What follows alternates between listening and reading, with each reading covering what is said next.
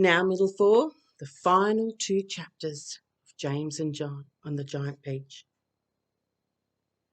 5 minutes later, they were all safely down, and James was excitedly telling his story to a group of flabbergasted officials.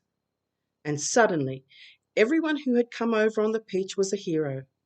They were all escorted to the steps of City Hall, where the Mayor of New York made a speech of welcome, and while he was doing this, 100 steeplejacks, armed with ropes and ladders and pulleys, swarmed up to the top of the Empire State Building and lifted the giant peach off the spike and lowered it to the ground. Then the mayor shouted, "We must now have a ticker-tape parade for our wonderful visitors."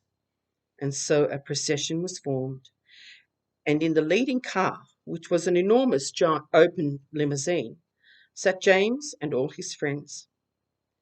Next came the giant peach itself. Men with cranes and hooks had quickly hoisted it onto a very large truck, and there it now sat, looking just as huge and proud and brave as ever. There was, of course, a bit of a hole in the bottom of it where the spike of the Empire State Building had gone in, but who cared about that? Or indeed about the peach juice that was dripping out of it onto the street? Behind the peach, skidding about all over the place in the peach juice, came the mayor's limousine.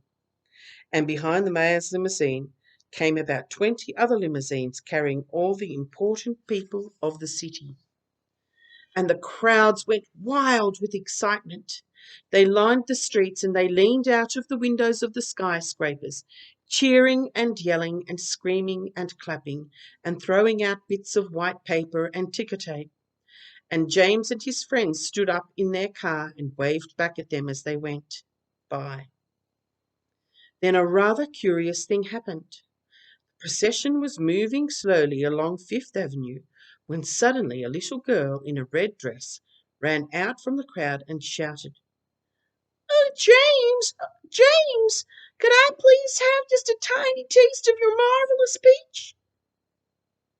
"Help yourself," James shouted back. "Eat all you want. It won't keep forever anyway." No sooner had he said this than about 50 other children exploded out of the crowd and came running onto the street. "Can we have some too?" they cried. "Of course you can," James answered. "Everyone can have some." The children jumped up onto the truck and swarmed like ants all over the giant peach, eating and eating to their heart's content. And as the news of what was happening spread quickly from street to street, more and more boys and girls came running from all directions to join the feast. Soon there was a trail of children a mile long, chasing after the peach as it proceeded slowly up Fifth Avenue. Really, it was a fantastic sight. To some people, it looked as though the Pied Piper of Hamelin had suddenly descended upon New York. And to James, who had never dreamed that there could be so many children as this in the world, it was the most marvellous thing that had ever happened. By the time the procession was over, the whole gigantic fruit had been completely eaten up, and only the big brown stone in the middle, licked clean and shiny by 10,000 eager little tongues, was left standing on the truck. And thus the journey ended. But the travellers lived on. Every one of them became rich and successful in the new country. The centipede was made vice president in charge of sales of a high-class firm of boot and shoe manufacturers. The earthworm, with his lovely pink skin, was employed by a company that made women's face creams to speak commercials on television. The silkworm and Miss Spider, after they had both been taught to make nylon thread instead of silk, set up a factory together and made ropes for tightrope walkers.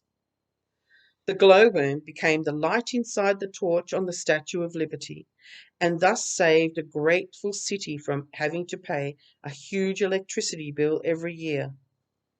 The old green grasshopper became a member of the New York Symphony Orchestra, where his playing was greatly admired.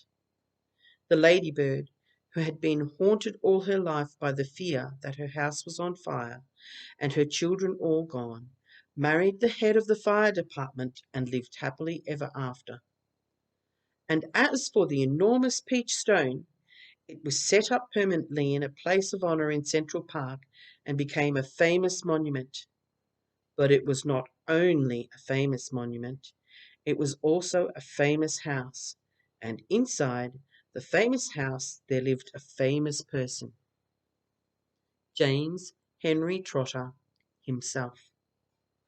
And all you had to do any day of the week was to go and knock upon the door, and the door would always be open to you, and you would always be asked to come inside and see the famous room where James had first met his friends.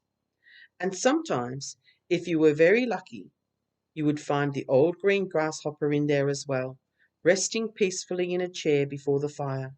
Or perhaps it would be the ladybird who had dropped in for a cup of tea and a gossip, or the centipede to show off a new batch of particularly elegant boots that he had just acquired.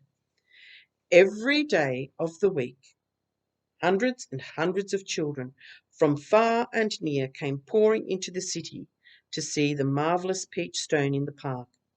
And James Henry Trotter, who once, if you remember, had been the saddest and loneliest little boy that you could find, now had all the friends and playmates in the world.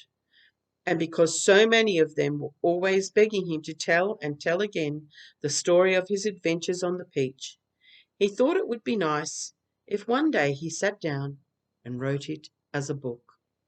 So he did, and that is what you have just finished reading. I hope you enjoyed it as much as I did. Roald Dahl's a great author. Thank you.